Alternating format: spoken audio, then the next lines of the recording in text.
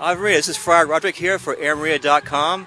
We're here at the National Organization for Marriage meeting here in Warwick, Rhode Island. We have here a very special guest, a very special host, really, Maggie Gallagher. How you doing, Maggie? Good. Nice to be here with you, Friar. And you're the founder of the National Organization for Marriage, right? NOM, right? Yes, I'm the founder and the president. The president. Wow. So you started it and you're continuing it, right? And we're growing leaps and bounds. I'll tell you, this marriage issue is just taking off. We've gone from 8,000 donors to 30,000 donors in the first 5 months of the year, and from about 40,000 activists to 400,000 activists. We're en route to try to raise to get to 2 million activists for marriage by the end of the year. That's our goal. That's awesome, and that's a big change. And so it must mean there's really a need for your group to start with. Well, yes, I founded NOM. I'm kind of I write, I speak, you know, I'm a girl with a pen, basically. But I went to Robbie George, the Princeton professor, who's the chairman of our board and one of the nation's premier natural law philosophers, a great Catholic thinker. And I said, Robbie, we got to do it. Nobody else is going to do it. We have to found a really strategic, competent, large grassroots activist organization to fight for marriage and religious liberty, because that's what we see coming down the pike. You know, this marriage thing is really important on itself. You know, but it's also a symbol, and we're facing a new thing in America, which is an attempt to redefine not only our faith as Catholics, but everyone who adheres to a traditional sexual morality as akin to a bigot. And we got to get organized. We can't sit on our hands anymore. That's right. And so you're talking about there's a big grassroots movement support for it, but you need a strategy and an organization to get it going. Well, right. We need to. Everything I've learned from watching gay marriage advocates. You know, 2% of the population, probably at most a third of the American people, sort of on their side. It's very low on most people's priority lists, even if they're for gay marriage. What they've been able to achieve is through intelligent organization. Wow, we've got 60% of the American people, and I hope a hardcore that's a lot bigger than 2%. So we have a lot of unused assets we're trying to put to work. We hope for on God's side. I've always noticed how many people show up at the events that are on this issue. On one side, you have all the pro-gay marriages, very few. On the other side, you have the pro-marriage ones that are always crowded, and yet they get all the press. If you look at the protesters outside here, it's a small and friendly group exercising their rights. But I don't see why there's a big banner of international socialism. I mean, in order to get people out for gay marriage, they got to recruit the international socialists to their side, and that's kind of a measure of how. Is that who's out there? Well, when I was out there, I went by to just give them. I felt moved to take out some soda and give it to anyone who wanted. And so when I drove by, there was a big banner with guys saying "Socialists of the world, you know, unite for gay marriage." I don't know. That's who's out there today, along with, I'm sure, some other, a handful of other people who are in favor of gay marriage. Wow. So let's talk strategy. What strategy are you implementing to get this whole thing going?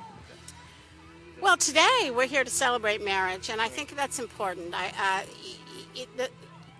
What's going on now is that people are trying to persuade you and I that marriage, as we understand it, is bad, right? It's prejudiced, it's discriminatory, and what we found, what's different about NOM, if you talk about our messaging strategy, is that we try to create a world. We try to take people who are feeling isolated and alone, and people are trying to persuade them that something that's really good is bad. And we stand on the goodness that marriage is, and it's amazing how much energy is unleashed. In terms of what we're doing, we worked with others in Maine, and we've gotten gay marriage on the ballot there. We're raising $3 million up in Maine, and if we do, we're going to win in Maine. We're working in Rhode Island to try to locate the people who care about marriage and are willing to pick up the phone and call their legislator. We've been doing robocalling. We've been using sophisticated technology to reach out to voters in New York and New Jersey, and we're going to be opening up shop in Iowa and Pennsylvania and other places across the country. But all the hotspots, basically. Right. Basically, what it amounts to is we have to find the people who understand how much marriage matters and who care when the government starts going after the liberty of traditional churches. And we have to organize them into an effective political force.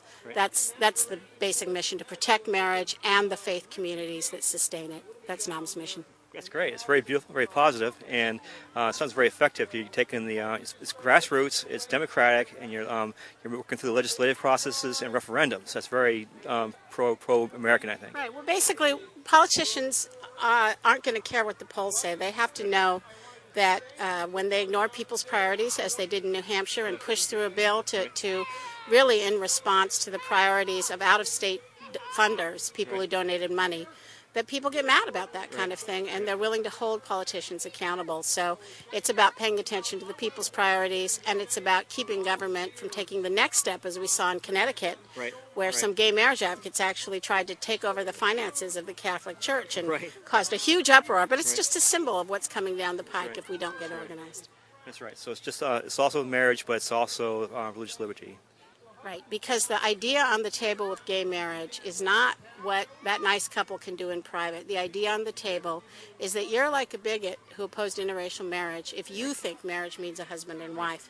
People go around saying that over and over again. Listen to them, believe them, think about what that means. If our government adopts the idea that our faith is like racism, I mean, it's going to have consequences for an enormous number of people down the road.